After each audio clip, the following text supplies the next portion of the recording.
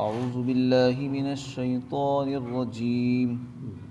بسم الله الرحمن الرحيم. واتل عليهم نبأ نوح إذ قال لقومه يا قوم إن كان كبر عليكم مقامي وتذكيري بآيات الله فعلى الله توكلت فأجمعوا أمركم وشركاءكم ثم لا يكن أمركم عليكم غمة ثم اقضوا إلي ولا تنظرون. فإن توليتم فما سألتكم من أجر إن أجري إلا على الله وأمرت أن أكون من المسلمين. فكذبوه فنجيناه ومن معه في الفلك وجعلناهم خلائف وأغرقنا الذين كذبوا بآياتنا فانظر كيف كان عاقبة المنظرين.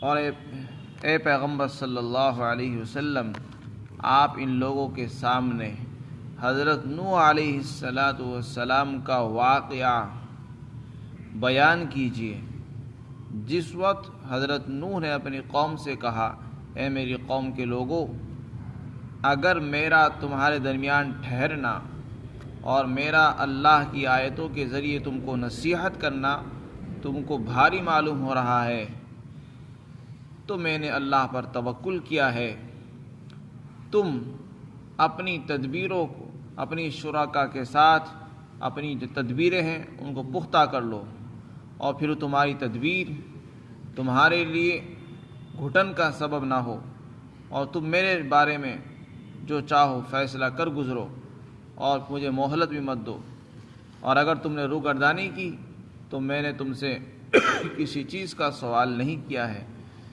میرا اجر تو اللہ کے ذمے ہے، اور مجھے اللہ نے یہ حکم دیا ہے کہ میں فرمانبردار لوگوں میں سے رہوں۔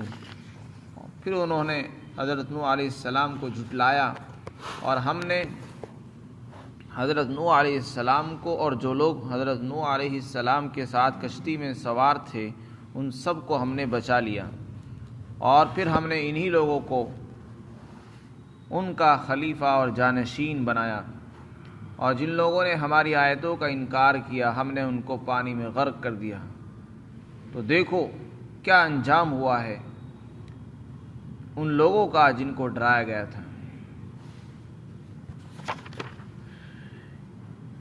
ان آیات میں اللہ رب العزت نے حضرت نوح علیہ السلام کے واقعے کی طرف اشارہ فرمایا ہے، اور اس کے کچھ اجزاء یہاں پر ذکر فرمائے ہیں۔ حضرت نوح علیہ السلام مشہور پیغمبر ہیں، اللہ کے رسول ہیں۔ حضرت آدم علیہ السلام کے بعد کفر نہیں تھا دنیا میں۔ جس زمانے میں حضرت آدم علیہ السلام تشریف لائے اس زمانے میں توحید ہی توحید تھی، لوگ ایک ہی ملت ایک ہی دین پر تھے، ایک ہی شریعت پر تھے، آپس میں کوئی اختلاف نہیں رہا۔ 10 قرن تک اسی طرح چلتا رہا۔ اس کے بعد پھر جب مخلوق میں اضافہ ہوا، لوگوں میں ان کے مزاج کی ان کے اختلاف کی وجہ سے آپس میں اختلاف شروع ہو گئے، یہاں تک کہ لوگوں کے اندر دین کے اعتبار سے بھی اختلاف ہوا، کچھ لوگ مسلمان رہے، کچھ کافر و منکر ہو گئے۔ جب شرک شروع ہوا، پھیلنا شروع ہوا، تو سب سے پہلے رسول اور پیغمبر جو دنیا میں تشریف لائے وہ حضرت نوح علیہ السلام تھے۔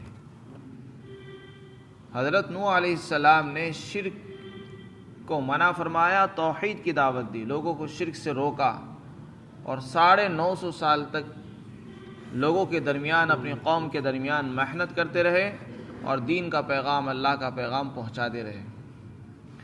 لیکن قوم نے آپ کو پریشان کیا، دھمکیاں دی، چیلنج کیے، اور آپ کی بات نہیں سنی۔ بہت کم لوگوں نے ایمان قبول کیا ہے، یہاں تک کہ جب آپ کو دھمکیاں ملنے لگی، لئن لم تنتہی یا نوح لتکونن من المرجومین، اے نوح اگر تو باز نہیں آیا اپنے اس حرکت سے، اپنی اس دعوت اور اپنے پیغام پہنچانے سے، تو پھر تم ان لوگوں میں سے ہو جاؤ گے جن کو رجم کیا جاتا ہے، پتھروں سے سنسار کیا جاتا ہے، ان لوگوں میں تمہارا حشر کیا جائے گا۔ اس طرح کی انہوں نے دھمکیاں دی۔ تو حضرت نوح علیہ السلام نے کھلے لفظوں میں اعلان کیا، اپنی قوم کے سامنے خطاب کیا اور یہ فرمایا کہ لوگوں، اگر میرا ٹھہرنا تمہیں بھاری لگ رہا ہے اور میرا سمجھانا تم کو مشکل لگ رہا ہے، تمہارے اوپر گراں اور بھاری گزرتا ہے، تو اس میں میرا کوئی نقصان نہیں ہے، مجھے کسی چیز کا ڈر نہیں ہے، نہ مجھے کسی چیز کا تم سے لالچ ہے۔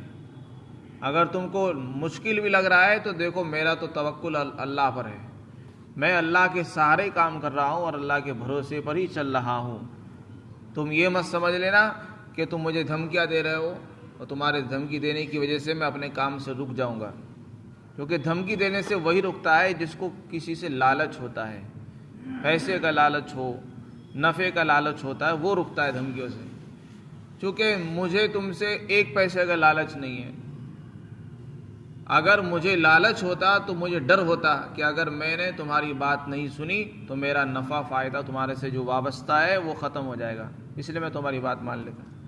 لیکن چونکہ مجھے ایک پیسے کا تم سے لالچ نہیں، تم سے ایک پیسے کی امید نہیں رکھتا ہوں، نہ تم سے ڈرتا ہوں، اللہ پر توکل کر کے میں نے دین کا پیغام پہنچانا شروع کیا ہے، اس لیے تمہارے ڈرانے سے دھمکانے سے میں ڈرنے والا نہیں ہوں۔ میں نے اللہ پر بھروسہ کیا ہے جو مالک ہے، قادر ہے۔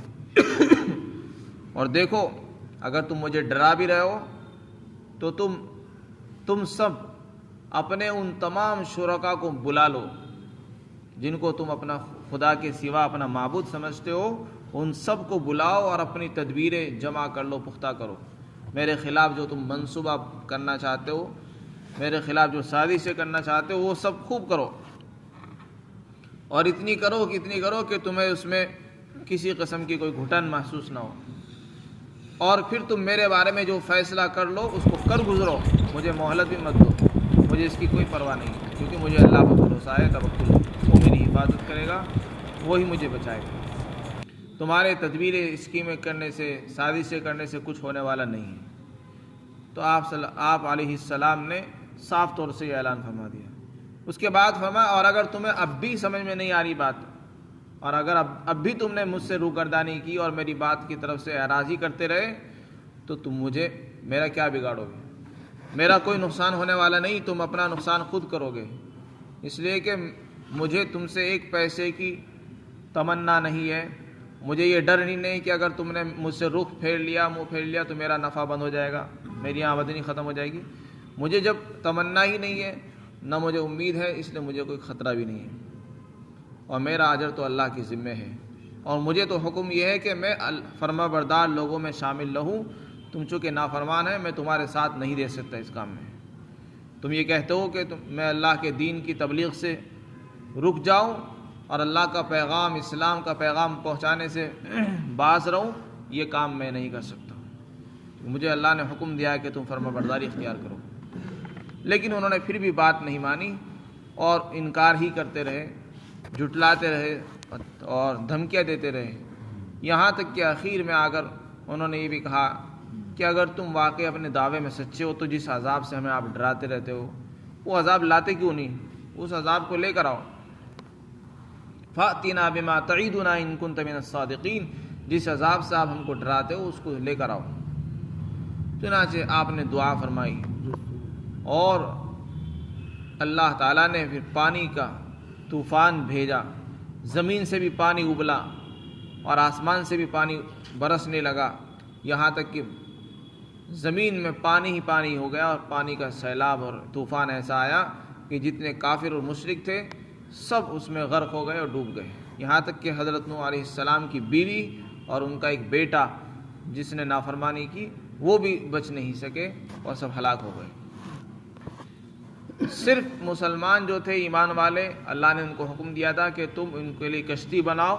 حضرت نوح علیہ السلام نے کشتی تیار فرمائی، خود تیار کی، اور اس کشتی میں ان کو سوار کیا، جانوروں کے جوڑے اس میں رکھے۔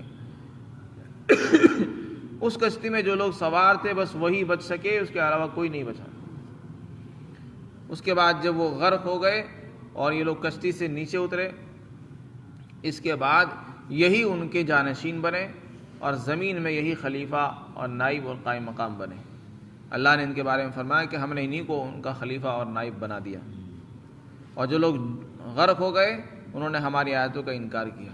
پھر آگے اللہ تعالیٰ جو ہے آج کے دور کے مشرکین کو مخاطب کر کے کہتے ہیں کہ دیکھو جن کو ہم نے ڈرایا تھا ان کا کیسے انجام ہوا ہے، ان کو جا کر دیکھو۔ آج جو لوگ انکار کر رہے ہیں ان کو یہاں پر عبرت دی جا رہی ہے، عبرت کا سبق بتایا جا رہا ہے، اور ان کو سمجھایا جا رہا ہے کہ دیکھو جو انجام پہلے لوگوں کا ہو چکا ہے وہی تمہارا بھی انجام ہونے والا ہے۔ لہذا عقل مندی کی بات یہ ہے کہ آدمی اپنی پچھلی قوموں کے واقعات سے عبرت حاصل کرے۔ جن غلطیوں کی وجہ سے پچھلی قومیں ہلاک ہوئی ہیں وہ غلطی ہم دوبارہ نہ دہرائیں۔ اگر ہمیں وہی غلطیاں وہی گناہ کریں گے جو پچھلی قوموں نے کی ہے تو ہمارا بھی وہی انجام ہونے والا ہے۔ اس لیے اللہ فرماتے ہیں کہ دیکھو غور کرو کیا انجام ہوا ہے ان لوگوں کا جن کو ڈرایا گیا تھا۔ اسی طریقے سے اللہ تعالیٰ جو ہے پچھلی قوموں کے واقعات جو ذکر فرماتے ہیں قرآن میں وہ عبرت کے لیے اور یہ سبق دینے کے لیے کہ دیکھو پچھلی قوموں سے یہ غلطیاں ہوئی، یہ غلطیاں تم نہ کرو۔ اگر تم کرو گے تمہارے ساتھ بھی اسی طرح ہوگا، کیونکہ اللہ کا قانون سب کے لیے برابر ہے۔ تو یہ قوموں کے واقعات کو بیان کرنے سے مقصود یہاں قصے اور کہانی سنانا مقصود نہیں، عبرت حاصل کرنا اور اپنی اصلاح کرنا اور آئندہ کے لیے اپنی زندگی کو بہتر بنانا مقصود ہے۔ اللہ تعالی ہم سب کو سمجھ عطا فرمائے، عقل سلیم عطا فرمائے۔